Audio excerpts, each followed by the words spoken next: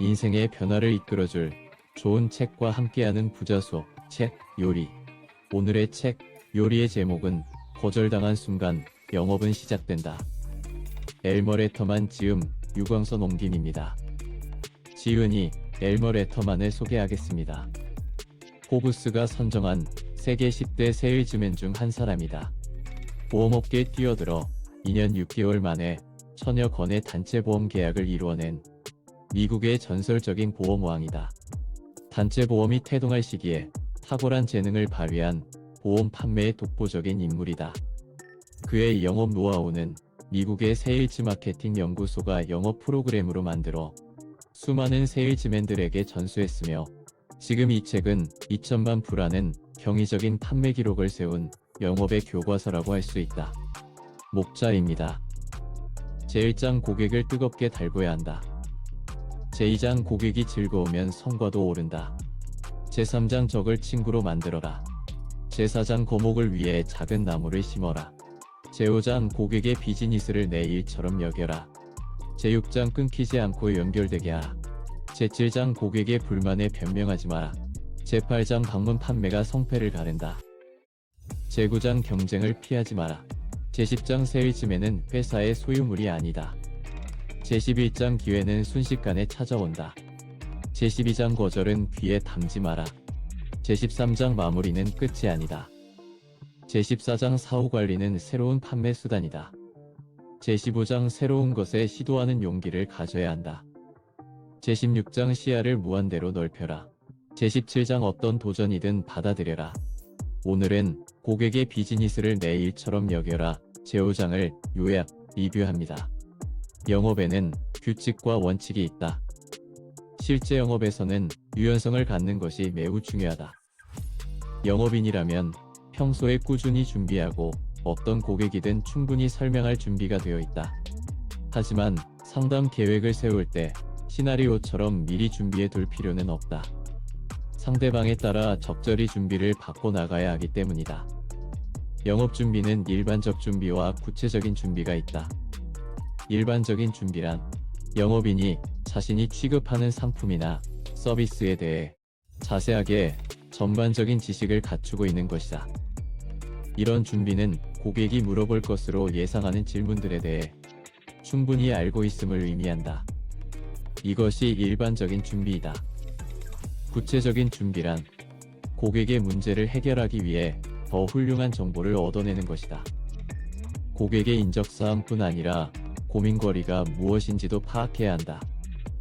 고객의 문제를 해결하기 위해 내가 무엇을 할 수 있을까라는 생각이다.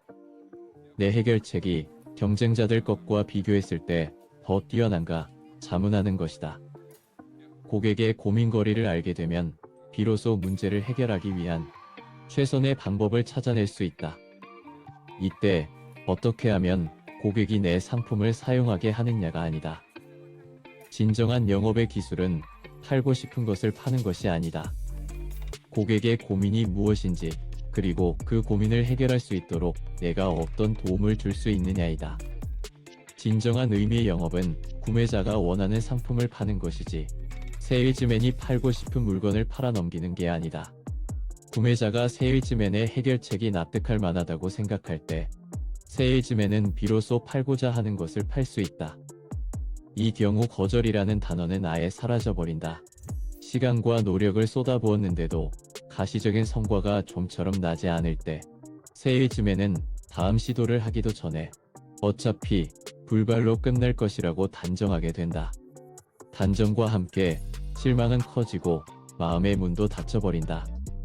하지만 이런 상황에서도 마음속 깊은 곳에 확고하게 새겨진 신념이 있는 영업인이라면 고객을 도울 수 있다는 희망이 다시 솟아날 수 있다.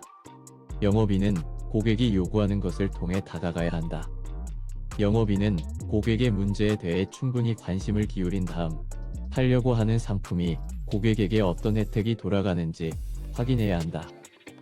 영업인은 상품에 대한 이야기보다 자신이 제공할 수 있는 유익함을 이야기해야 한다. 고객의 관심과 혜택, 유익함 등을 설명한 후 상품의 장점을 강조했을 때 고객을 납득시킬 수 있을 것이다. 간단한 예로 새로운 브랜드를 판매하기 위해 대형 체인점 사장을 만난 적이 있다. 처음에 그 브랜드에 대해서는 한마디도 입에 담지 않았다. 먼저 그에게 손님을 더 모을 수 있는 방법에 관심이 있느냐고 물었다. 당연히 그는 관심이 있다고 했고, 나는 그 관심사에 대해 나의 계획을 구체적으로 설명했다. 그러자 그는 내 이야기에 깊은 감명을 받고 그렇게 하기로 했다. 그리고는 체인점 사장이 물었다. 그가 나에게 뭔가 도울 일이 있으면 말해주시오라고 말했고, 그 순간 내 판매는 이루어졌다. 그래서 나는 이렇게 강조한다. 다른 사람의 문제를 연구하라. 그리고 그 사람의 문제 해결을 도와라. 그러면 당신이 팔고자 하는 모든 것을 팔 수 있을 것이다. 뛰어난 세일즈맨들을 조사한 통계를 보면 상당 시간의 대부분을 상품과 관련 없는 이야기를 한다고 한다. 상품에 대해서는 극히 일부의 시간만 사용하고 나머지 대부분을 인간적인 이야기로 화제를 이어간다고 한다. 나 역시 내가 팔고 있는 상품이나 서비스로 이야기를 시작하지 않는다. 잠재 고객의 비즈니스에 대해 이야기하고 그 비즈니스가 마치 내 것이라도 되는 것처럼 진지하게 들어준다.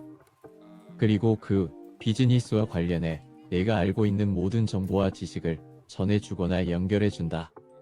내가 팔려는 상품보다는 고객의 비즈니스에 대해 먼저 이야기를 나누는 것이다.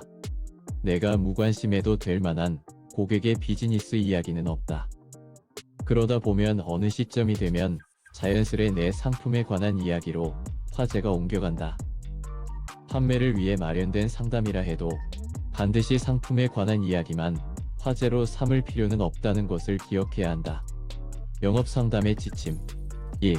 고객이 마음을 열기 전에 팔려고 하지 마라. 2. 취급하는 상품에 대해 정직하고 충실해라. 3.